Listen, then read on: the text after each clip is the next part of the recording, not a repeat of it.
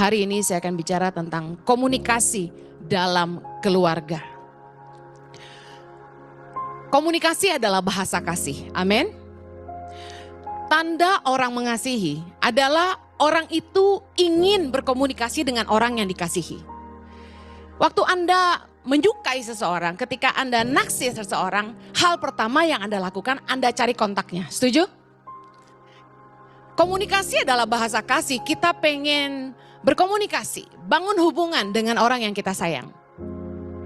Nah, Pengkhotbah 3 ayat 1 dan 7 kita baca sama-sama. 3, 2, 1. Untuk segala sesuatu ada masanya, untuk apapun di bawah langit ada waktunya. Ayat 7, ada waktu untuk merobek, ada waktu untuk menjahit, ada waktu untuk berdiam diri, ada waktu untuk berbicara. Ada waktu untuk berdiam diri, ada waktu untuk berbicara. Ketika kita pulang ke rumah, kita kumpul sama keluarga, ini adalah waktunya kita fokus sama keluarga kita dan berkomunikasi dengan keluarga. Firman Tuhan berkata segala sesuatu ada waktunya. Ada waktunya kita bekerja, kita ngurus kerjaan, meeting dengan orang-orang di pekerjaan kita. Tapi ada waktunya ketika kita bersama dengan keluarga, harusnya kita berkomunikasi bersama keluarga. Pekerjaan bisa ditunda, telepon Anda tidak kemana-mana. Tapi waktu bersama keluarga sangatlah berharga. Karena keluarga Anda tidak akan selalu ada bersama Anda. Yang mengerti katakan amin. Anak-anak waktu masih kecil, kita bisa panggil mereka. Suka gak suka kita bilang kumpul, kumpul, mereka datang. Tapi ketika anak-anak besar, belum tentu Anda panggil mereka mau datang. Sudah nikah belum tentu mau pulang. Jadi waktu kita masih bisa kumpul, berkomunikasilah. Pakailah waktu di rumah untuk fokus sama keluarga. Jangan pegang telepon Anda, tunda pekerjaan Anda. Saya ingatkan sekali lagi, waktu yang pergi tidak bisa kembali. Saya merindukan masa-masa di mana anak-anak saya masih kecil. Saya senang lihat foto mereka waktu kecil. Karena saya pengen ingat wajah mereka waktu mereka kecil. Saya sangat merindukan masa-masa kecil mereka dan saya tidak bisa ulang waktu itu kembali. Semuanya hanya ada di memori. Mazmur 90 ayat 12 firman Tuhan mengajar kita gini. Ajarlah kami menghitung hari-hari kami sedemikian, hingga kami beroleh hati yang bijaksana. Kalau kita pengen punya hati yang bijaksana, kita mesti menghargai waktu. Hari ini keluarga saya pencar-pencar. Kakak saya kandung ada di Australia bersama keluarganya. Kemarin baru pulang malam Sinja. Mama saya ada di Jakarta. Bapak saya nggak tahu kemana-mana. Adik saya di Kalimantan. Kami susah kumpul keluarga. Jadi saya sangat merindukan waktu berkumpul bersama keluarga. Saya yakin Anda yang anak-anaknya sudah menikah, sudah mungkin tinggal di luar kota, di luar negeri, Anda mengerti maksud saya. Ada waktunya kita tuh nggak bisa kumpul keluarga. Jadi waktu kita punya kesempatan berkumpul bersama keluarga, fokuslah sama keluarga. Pakai waktu itu untuk berkomunikasi dengan orang tua, adik, kakak, anak-anak, pasangan. Biasanya orang tuh kalau masih ada keluarganya nggak dihargai. Tapi kalau udah pergi baru disesali. Kunci membangun hubungan yang berkualitas di dalam keluarga adalah gini. Eye to eye, heart to heart. Katakan sama-sama, eye to eye, heart to heart. Mata dengan mata, hati dengan hati. Artinya gini, waktu kita komunikasi di keluarga itu, tatap matanya. Jangan lihat handphone terus. Anda duduk makan sama keluarga di restoran, tapi mata kemana-mana. Orang ngajak ngomong, gak dilihat, gak didengar. Kita kalau meeting mau fokus, kita tatap orangnya, setuju? Eye to eye. Pembicaraan itu akan jadi berkualitas. Waktu itu akan menjadi berkualitas ketika kita berkomunikasi mata dengan mata. Anda bisa tahu orang itu tidak fokus dengan apa yang Anda sampaikan ketika dia tidak lihat Anda. Dia mulai terganggu dengan sekelilingnya, Anda bisa tahu. Dia mulai terganggu dengan handphonenya, Anda tahu. Kalau Anda menghargai waktu itu, Anda tatap mata orang yang bicara dengan Anda. Amin. Heart to heart. Bicara dari hati ke hati. Ngobrol, jangan kaku. Buruknya komunikasi dalam keluarga adalah akar dari ketidakharmonisan dalam rumah tangga. Komunikasi yang buruk membuat rumah tangga tuh tidak bahagia. Keadaan di rumah tidak damai sejahtera. Saya kasih contoh. Ada 3 contoh komunikasi yang buruk dalam keluarga. Yang pertama, cara berkomunikasi yang buruk. Contoh, pertengkaran yang terus menerus. Ada orang tuh yang kalau diajak ngomong ngegas. Kalau diajak ngomong marah. Tersinggungan. Diajak ngomong ribut. Ada yang gitu? Pengkhotbah 7 ayat 9 berkata, janganlah lekas-lekas marah dalam hati. Karena amarah menetap dalam dada orang bodoh. Berapa banyak yang tidak mau jadi bodoh? Katakan kanan kirimu, jangan lekas marah. Paling males ngomong sama orang yang emosian. Capek. Kita nggak maksud, baru ngajak ngomong. Say, gini. Ya kamu pikir sendiri gitu. Ngomongnya udah ngegas, males. Kalau punya pasangan yang kayak gini, saya tahu respon pasangannya. Pasti, nggak usah ngomong lebih baik. Lama-lama apapun dipendem, disimpan. Pengalaman hidup yang nyata. Yang kedua contohnya, cara berkomunikasi yang buruk, cara bicara yang kasar, ketus. Kenapa orang tuh kalau ngomong kasar dan ketus? Saya pernah khotbah tentang perkataan mulut meluap dari hati. Kalau hatimu baik, perkataanmu baik.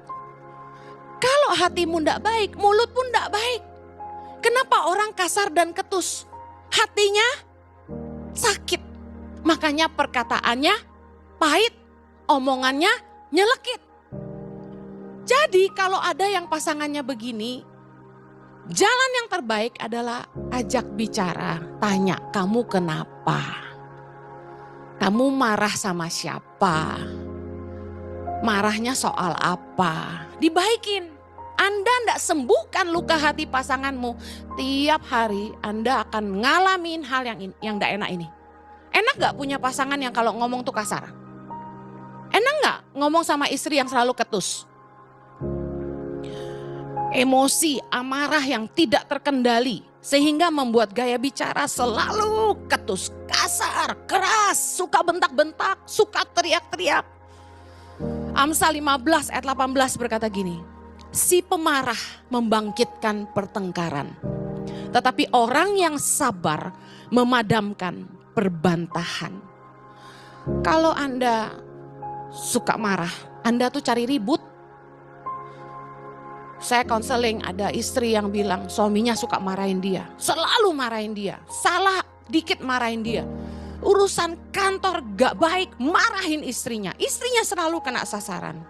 Mungkin ada yang sebaliknya, cuma selama ini belum ada sih suami yang cerita istrinya suka marah-marah kecuali istrinya negatif sering. Ya.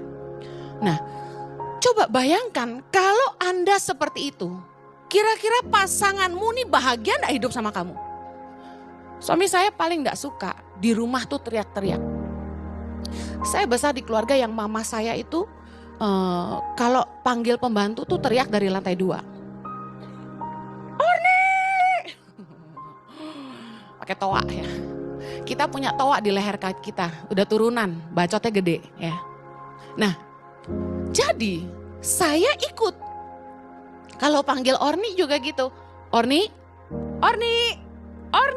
gitu. Karena penyanyi jadi manggilnya pakai diafragma. Tapi kenceng gitu ya.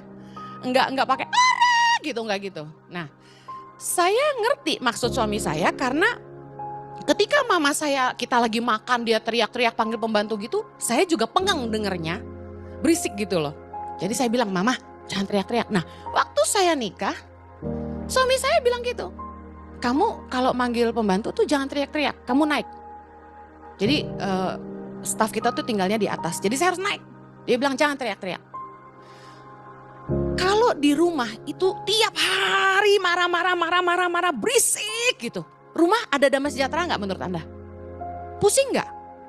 Kita kerja udah capek, otak tuh udah pegel, banyak masalah, stres. Pulang ke rumah pengennya apa? Relax, istirahat, melepas lelah. Tapi ada rumah yang baru buka pintu aja udah anak berisik, istri berisik. Aduh, pantesan pulang pagi terus. Lebih tenang di luar daripada di rumah. Ih, banyak suami yang senyum loh. Si pemarah menimbulkan pertengkaran. Orang tuh yang suka marah pasti ngajak berantem terus. Ini bikin rumah tangga enggak bahagia. Cara berkomunikasi yang buruk harus dihentikan. Jangan suka bertengkar, jangan suka marah, jangan suka galak, ketus, kasar. Suami saya itu gak boleh saya ngomong nada tinggi. Harus, Jo mau makan apa? Kamu mau kemana? Jadi nadanya tuh harus do ke bawah gitu. Sampai do 1 oktav. Kamu kemana gitu? That's it man, perang dunia ketiga gitu ya. Tapi saya jadi terlatih. Dia tahu kalau nada saya udah mulai ke do re mi fa sol, dia tahu saya marah. Karena saya kalau ngomong sama dia, dia paling pantang saya bentak. Saya ngomong galak dikit dia udah langsung tahu. Kamu kenapa? Oh, paling gak bisa suamiku itu. Ya. Enggak, Pak Jojo lemah lembut, ngana tara tahu. Tapi bagus ngedidik istri jadi menguasai diri. Saya juga gak mau jadi istri yang grewekan bahasanya. Kamu kemana? Kamu siapa? Kamu? Aduh berisik. Makanya saya kalau ketemu temen cewek yang ngomong gak berhenti, saya tuh langsung tutup kuping. Kamu cerewet sekali, my God gitu. Nah, titik terparah dari buruknya komunikasi di rumah tangga adalah ketiadaan komunikasi. Biasanya kalau udah capek berantem, selalu marah, emosi, dan lelah sama pasangan, orang berhenti ngomong. Ini parah. Tidak ada komunikasi alias saling mendiamkan merupakan awal dari keretakan hubungan. Orang selingkuh, orang cerai itu titiknya ini. Udah gak bisa diajak ngomong. Makanya Tuhan mengatakan laki-laki dan perempuan itu sepadan. Kenapa? Waktu Tuhan menciptakan Hawa, Tuhan itu ingin memberikan penolong buat Adam, ingat? Tapi yang diciptakan Tuhan setelah dia berpikir memberikan penolong yang sepadan adalah binatang. Baca di Alkitab, ketika Tuhan berpikir ingin memberikan penolong yang sepadan buat Adam, Tuhan menciptakan hewan. Lalu Adam mulai kasih nama, tapi dikatakan firman Tuhan, tetapi Adam tidak menemukan penolong yang sepadan dengan dia. Baru kemudian Tuhan membuat Adam tertidur, mengambil tulang rusuknya dan membangunkan seorang perempuan yang disebut Hawa. Menurut Anda, kenapa Adam tidak menemukan pasangan yang sepadan ketika yang diciptakan Tuhan itu hewan? Karena enggak bisa komunikasi. Jadi harusnya Adam dan Hawa ini menjadi sepadan ketika bisa berkomunikasi. Ketiadaan komunikasi dalam rumah tangga adalah titik terparah. Sudah gak nyambung, gak bisa ngomong. Banyak suami yang ngomong ketika konseling sama kami. Istrinya tidak bisa diajak komunikasi. Selalu marah dan gak nyambung. Ini harus diperbaiki. Suami istri harus mau memperbaiki ini. Jangan anggap sepele soal komunikasi. Yang berikutnya, komunikasi yang buruk dalam keluarga. Yang kedua, apa yang seharusnya dikomunikasikan tidak dikomunikasikan. Banyak suami-suami tuh yang kalau pulang ke rumah dia bingung mau ngomong apa. Ketika berduaan dengan pasangannya dia tidak tahu mau ngomong apa. Sama anak juga gitu sama orang tua. Dia kalau sama teman bisa ngobrol seharian, benar? Ngobrol, main bisa gak pulang. Kita juga sama orang tua. Kalau udah ngumpul sama teman kita, kita ngobrol gak habis-habis, bener gak? Kalau bisa gak pulang. Tapi herannya kalau di rumah sama adik kakak, kita gak tahu mau ngomong apa. Suami sama istri gak tahu mau ngomong apa. Orang tua sama anak, anak sama orang tua gak tahu mau ngomong apa. Saya ngalamin ini sama anak-anak saya. Saya bilang sama anak saya, Mama cemburu sama kamu. Kok kamu bisa ngomong sama teman kamu sebanyak itu? Kamu ngomongin apa, kepo? Karena kamu kalau sama mama kamu gak seperti itu. Ngomong-ngomong tapi gak banyak kayak temennya gitu. Nah, pasangan dan anak-anak kita itu gak bisa baca pikiran kita. Makanya apa yang harus dikomunikasikan, harus dikomunikasikan. Yang pertama contohnya, kita harus menyampaikan rasa sayang kita kepada anak-anak kita dan pasangan kita. Orang tua kita. Enggak cuma lewat perbuatan aja. Ada banyak pasangan yang saya tanya, suami kamu suka bilang I love you enggak? Enggak. Papa mama pernah bilang I love you enggak? Enggak. Kaku. Saya mah orangnya enggak begitu Bu Heni, saya mah orangnya kaku. Saya tunjukin aja lewat perbuatan saya kerja, saya kasih mereka uang, saya kasih sekolah yang bagus. Tindakan yang penting Bu Heni, no. Saya kasih tahu, saying I love you is important. Perkataan itu punya kekuatan untuk membangkitkan, bahkan melemahkan. Perkataan itu punya kekuatan untuk menyembuhkan. Perkataan kita ini merupakan sebuah kekuatan untuk menanamkan kepercayaan diri dalam diri anak-anak kita. Kenapa banyak anak-anak tumbuh besar tanpa kepercayaan diri? Karena mereka tidak merasa dikasihi. Papa mama sayang sama kamu, but you never say it. Saya buktikan. Firman Tuhan berkata dalam Roma 10 ayat 17 berkata, iman timbul dari mana? Pendengaran. Pendengaran akan firman Tuhan. Oleh firman Kristus. Tuhan aja berfirman supaya kita mendengar. Karena pendengaran kita ini bisa masuk ke hati kita. Menimbulkan iman. Tuhan berkata kepada kita, aku mengasihi engkau dengan kasih yang kekal. Dalam Yeremia 31 ayat 3. Aku mengasihi engkau dengan kasih yang kekal. Tuhan aja berkali-kali dalam firman-Nya berkata, aku mengasihi engkau. He told us he loved us. Yesus juga mengatakan kepada murid-muridnya.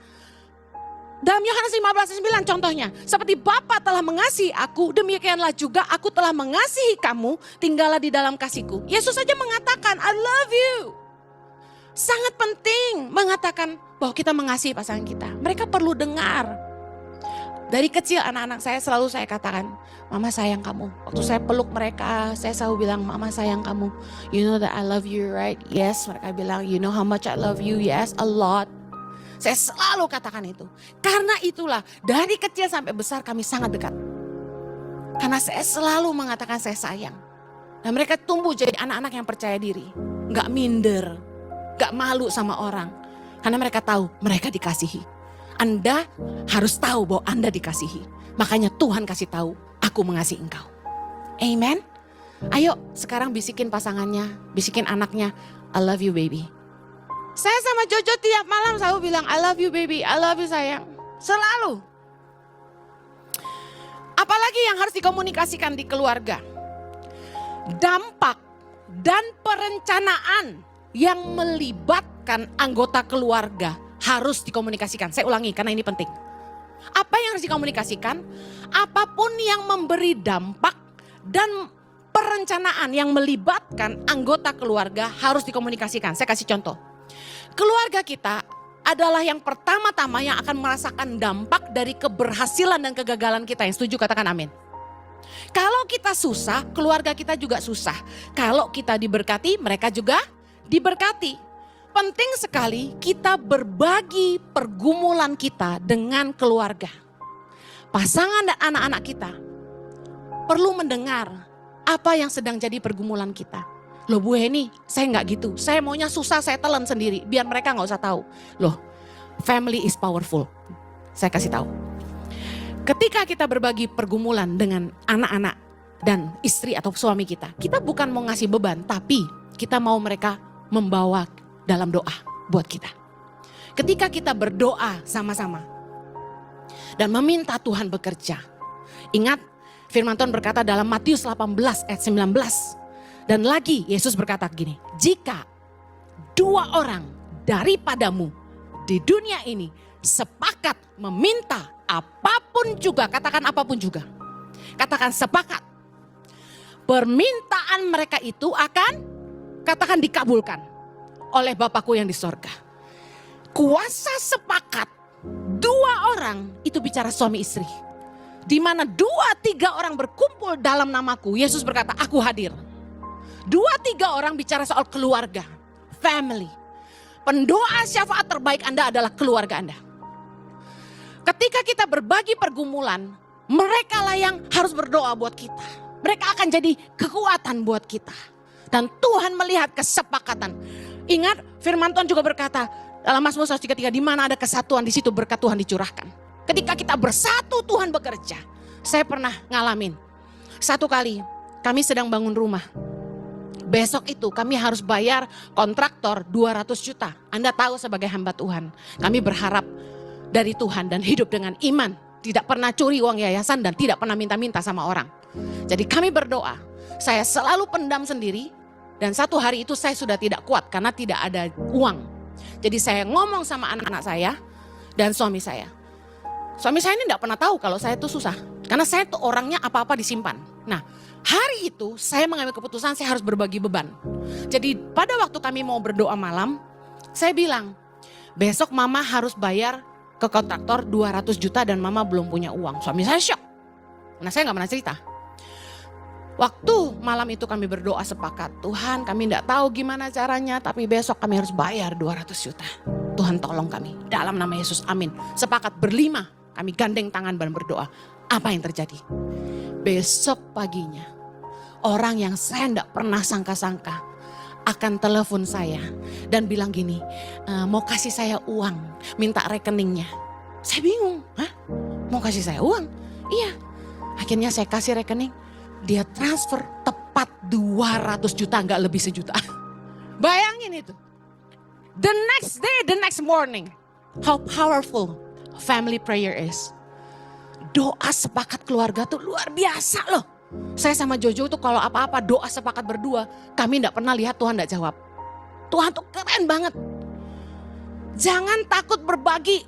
Ini saya nih orangnya yang apa-apa gak mau cerita ke keluarga. Semua dipendam sendiri, tapi saya ngalami kesaksian ini.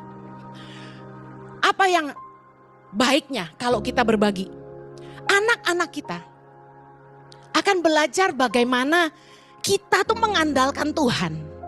Perjalanan iman kita dengan Tuhan. Bagaimana kita mengandalkan Tuhan dan berharap hanya dalam Tuhan. Dan proses-proses yang kita alami bersama dengan Tuhan. Anak kita itu jadi menyaksikan. Dan mereka bisa melihat penyertaan Tuhan yang nyata dalam hidup kita. Ketika kita ajak mereka berdoa, mereka jadi tahu, oh gini loh besok-besok kalau dia punya masalah, dia akan lakukan yang sama. Anak-anak kita perlu lihat bagaimana kita menang melalui proses demi proses. Dan bagaimana kita bisa bersyukur dalam segala keadaan, susah maupun senang. Anak-anak kita jadi belajar. Sampai hari ini anak-anak saya tidak bisa memungkiri bagaimana Tuhan telah melakukan begitu banyak mujizat dan kebaikan dalam hidup kami. Selain pergumulan, bersaksi tentang kebaikan Tuhan dalam hidup kita. Kepada istri, pasangan, dan anak-anak kita. Anak-anak akan belajar mengenal Tuhan dari perjalanan iman orang tuanya. Yang setuju katakan amin. Mereka akan lihat, wih Tuhan keren juga ya. Bisa bikin ini dan itu. Bahkan waktu Pak Jojo pernah khotbah, saksikan bagaimana orang telepon kami dan melunasi uang sekolah Chloe Zoe di masa pandemi. Itu kami cerita sama mereka. Jadi mereka percaya enggak percaya jadi wow, you know, pengalaman iman kita haruslah kita bagikan dengan anak-anak kita. Family is where you share your happiness and your struggles. Berdoa bersama keluarga, powerful sekali. Nah, yang berikutnya, perencanaan yang melibatkan anggota keluarga harus dikomunikasikan. Jangan jadi orang tua yang egois dan otoriter. Udah, anak nurut aja. Seringkali orang tua tuh ngomong gini, anak kecil tahu apa? Matius 18 ayat 10, Yesus berkata gini, ingatlah, jangan menganggap rendah seorang dari anak-anak kecil ini. Yesus saja bilang sama kita, jangan menganggap rendah anak kecil. Anak kecil tuh doa dilihat Tuhan. Lihat nih, Karena aku berkata kepadamu, ada malaikat mereka di sorga yang selalu memandang wajah Bapakku yang di sorga. Anak-anak itu punya malaikat. Yang anak-anak itu doa apa? Malaikatnya pandang Bapa, dengarkanlah doanya. Anda pengen, Anda diberkati, minta berkat anak-anakmu, doakan kamu. Ajak keluarga diskusi. Ini perencanaan ya, contoh. Ajak keluarga berdiskusi tentang rencana liburan keluarga. Anak saya dipanggil sama suami saya, yuk kita discuss, yuk kita mau kemana. Tahun ini kamu pengen kemana? Kita diskusi. Anak saya tahu, oh papa mahal juga ya, kita diskusi. Kemudian kita lihat kapan mereka libur, kapan bisa pergi. Lalu ajak anak-anak bicara tentang cita-cita dan masa depan mereka. Kerinduan mereka. Jangan paksa gini, pokoknya mama mau kamu jadi dokter. Pokoknya mama mau kamu jadi lawyer. Pokoknya papa mama mau kamu jadi accountant, jadi pengusaha. Kita paksa idealisme. Biasanya yang kita paksakan ke anak kita, apa yang kita gak jadi. Yang kita gagal menghidupi, kita paksa itu ke anak kita. Lah kita tahu kan, masing-masing orang itu lahir dengan kekuatan yang dari Tuhan. Ada talenta, ada passion, kekuatan yang Tuhan titipkan dalam hidup kita. Untuk jadi modal kita hidup dan jadi berkat buat orang. Nah biasanya itu merupakan sebuah kerinduan. Nah ajak anak-anak kita bicara apa yang jadi kerinduan mereka. Mau kuliah jurusan apa? Pengen belajar apa? Ada orang tua yang ngelesin anaknya piano, Mandarin, dancing, Inggris, apalagi tuh, matematika, kumon, bla bla bla. Saya tanya, itu anaknya gak kelenger? Bayangin ya, sekolah dari pagi sampai sore. Terus gak ada istirahat, makan sebentar langsung ganti baju, les. Kapan mainnya? Pulang les, mandi makan malam, ngapain? Bikin PR. Aduh saya kasihan sama anak-anak yang benar-benar diperlakukan seperti ini. Menderita sekali hidupnya. Segala sesuatu ada waktunya. Anak-anak itu punya usia bermain. 0 sampai 5, balita namanya. Itu waktunya bermain, katakan bermain. Kenapa disuruh baca tulis hitung udah kayak anak SD? Kapan coba dalam hidup kita ini yang kita gak usah mikirin tanggung jawab? Waktu masih kecil, sekolah ada tanggung jawabnya Pak. Waktu 0 sampai 5, itu the only moment. Kecuali Anda pensiun dan udah gak bisa apa-apa, serius? Tapi kita udah kasih beban, hafalin gak kali-kali? Lah dia kapan mainnya bos? Anak 5 tahun dilesin 5 macam. Saya tanya sama mamahnya, Bu, di sekolahan pelajaran ada berapa? 18. Gurunya berapa yang ngajar? 18. Karena satu guru ngajar satu pelajaran. Lah terus kenapa satu anak mesti bisa 18 pelajaran? Lah gurunya aja yang katanya hebat 18, cuma satu orang ngafalin satu. Kenapa murid mesti menguasai 18 pelajaran dan harus excellent di semua bidang? Itu orang tua yang gak ngerti. Keliru. Yang dilesin yang anaknya gak kuat. Contoh, anaknya gak becus matematika. Dilesin matematika. Harus bisa, harus 10. Yang dia pinter, misalnya dia jago piano, gak dilesin. Sayang gak? Kekuatannya tidak diasah, yang bukan kekuatannya diasah. Aneh. Tukang gunting rambut disuruh masak. Orang tuanya pinter gak tuh? Pinter banget kan? Coba lihat. Apakah Anda pernah ngajak anakmu bicara? Kamu suka enggak les itu? Mama suruh ini kamu suka enggak? Ya suka-suka aja sih. Kita lihat dia paling tajam di pelajaran apa? Paling hebat di keahlian apa? Itu yang kita asah. Nah yang paling penting apa lagi? Apa yang harus dibicarakan? Ajak bicara pasanganmu tentang masa depan. Jangan gak pernah ngobrol tentang kita nih kayaknya ke depan harus gini-gini. Saya paling sering ngajak suami saya tuh ngobrol. Jo, kok aku dapat dari Tuhan kita tuh harus gini-gini. Jo, aku lihat kok ini begini. Gimana kalau kita lurusin masalah ini. Kita beresin ini. Diskusi gitu loh. Nah sering kali suami istri gak diskusi tentang masa depan. Sedangkan Amos 3 ayat 3 berkata, berjalankah dua orang bersama-sama jika mereka belum berjanji? Harus ada kesepakatan. Mazmur 133 ayat 1-3 berkata, sungguh alangkah baiknya dan indahnya apabila saudara diam rukun bersama. Sebab kesanalah Tuhan memerintahkan berkat kehidupan untuk selama-lamanya. Di mana ada kesatuan, di situ berkat Tuhan dicurahkan. Kalau Anda ingin hidup rumah tanggamu diberkati, harus bersatu. Bagaimana mau bersatu kalau tidak ada komunikasi? Mari mulai bahas, komunikasikan yang harus dikomunikasikan. Yang terakhir, yang harus dikomunikasikan di keluarga itu didikan. Jangan hanya menekan anak-anak kita, memaksa anak-anak kita untuk berprestasi dalam sekolah akademis. Jangan mikirnya cien terus. Bicarakan, ini yang penting.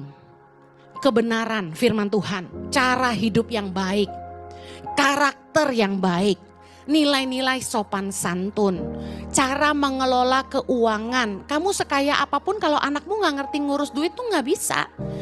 Kepedulian terhadap orang lain ini harus ditanamkan kepada anak-anak kita. Amsal 22 ayat 6 berkata, didiklah orang muda menurut jalan yang patut baginya, maka pada masa tuanya pun ia tidak akan menyimpang daripada jalan itu. Kalau anak kita salah, jangan dibiarkan. Teguran yang mendidik adalah jalan kehidupan. Amsal 6 ayat 23. Tegur ketika mereka salah, jangan didiamin. Tapi tegur dengan cara yang baik, jangan menyakiti, jangan melukai. Ketika anak-anak dan pasangan kita salah, kita harus menegur dengan cara yang baik. Ingat, menegur bukan untuk melukai. Menegur bukan untuk mempermalukan. Menegur bukan untuk merendahkan. Tapi teguran kita itu harusnya memperbaiki kelakuan. Teguran bukan untuk memadamkan semangat orang, apalagi merendahkan orang. Kolose 3 ayat 21 berkata, bapak-bapak janganlah sakiti hati anak-anakmu, supaya jangan tawar hatinya. Kadang-kadang orang tua kalau ngomong sama anak tuh kasar, merendahkan, mengecilkan, kamu bodoh, kamu ini. Jangan, pakai kata-kata yang baik, yang membangun, yang positif. Jangan selalu merendahkan anakmu, kamu mah mana bisa. Ada anak-anak yang bilang, orang tuanya selalu bilang ngomong gitu. Kamu mana bisa, jangan gitu. Kamu pasti bisa, sini papa ajarin, sini mama ajarin. Yuk bertobat yuk kalau yang suka ngomongnya gak baik sampai anaknya terluka. Tajam, menyakiti, merendahkan. Jangan hanya memicu anak Anda sekali lagi dalam studi mereka. Tapi ajar mereka semua nilai-nilai ini. Cara hidup yang baik, bagaimana sopan santun memperlakukan orang lain dengan baik. Peduli sama orang lemah. Jangan sampai mereka tumbuh cerdas secara IQ. Tapi mereka bodoh di dalam EQ dan tidak punya love Q. Saya berdoa agar rumah tangga Anda sejahtera, damai, perbaiki komunikasi yang rusak. Perhatikan cara berkomunikasi. Bereskan kalau hatimu tidak benar. Mulai komunikasikan yang perlu dikomunikasikan. Ajak anak-anak diskusi. Ajak pasangan bicara tentang masa depan. Yang terakhir jangan lupa. Berkomunikasi ke anak-anak tentang nilai-nilai kehidupan. Banyak orang tua yang nyekolahin anaknya sekolah mahal-mahal di sekolah Kristen. Sorry ya, saya nggak sebut nama sekolahnya. Saya diundang sama sekolah Kristen ternama di Jakarta. Nasional dan internasional. Beberapa. Saya tahu Anda bayar uang sekolah mahal sekali di sekolah itu. Tetapi tahukah Anda, untuk mendidik anak-anak Anda sekedar menghormati orang yang lebih tua, mereka undang Henny Kristianus. Menyedihkan gak? Saya tanya, apa yang Anda expect saya ajar di sekolah ini? Ajar anak-anak didik kami supaya menghargai orang yang lebih tua. Separah itu. Jadi saya bisa pastikan, saya tahu yang saya ucapkan. Anda terus picu anak Anda berhasil, rapotnya A. 8, 10, 10. Tapi secara EQ, emotional quotient gak bisa ditangani. Cepat marah, sombong, merendahkan orang lain. Kalau sama pembantu kasar, sama teman gak peduli. Dan yang lebih parah, gak punya kasih. Ayo kembali lagi yuk. Perhatikan keluarga kita. Supaya kita bahagia. Amin. Yuk sekali lagi bilang ke pasanganmu, I love you baby.